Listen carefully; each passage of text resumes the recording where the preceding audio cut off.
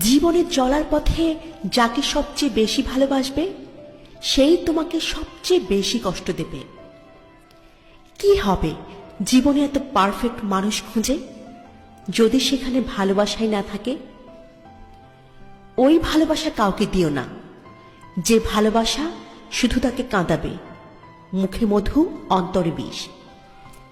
নিন্দা করতে গেলে বাইরে থেকে করা যায়, কিন্তু বিচার করতে গেলে ভেতরে প্রবেশ করতে হয়। সুখী তো তারাই হয় যারা অন্যের বুকে ছুরি মেরে ভালো থাকতে জানে।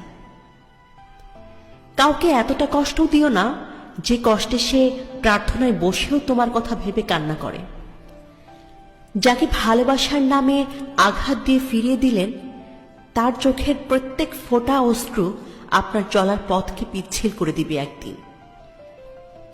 পৃথিবীর সবচেয়ে দুর্বল স্থান হলো মন, আর সবচেয়ে দুর্বল অস্ত্র ভালোবাসা। সুখী হতে চাও? খুব সহজ, স্বার্থপর হয়ে যাও, অনেক সুখে থাকবে।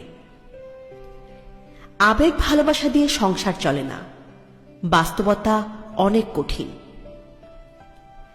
আপনি যতই ব্যক্তিত্ব সম্পন্ন মানুষ হন না কেন, যতক্ষণ আপনার মন ভালো না থাকছে নিজেকে ফুটিয়ে তুলতে পারবেন না।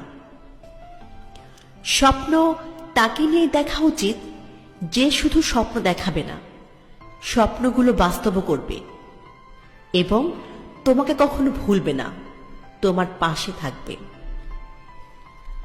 যদি অল্পতে আপনার মন খারাপ হয়ে যায় তাহলে বুঝে নেবেন পৃথিবীটা আপনার জন্য অনেক কঠিন।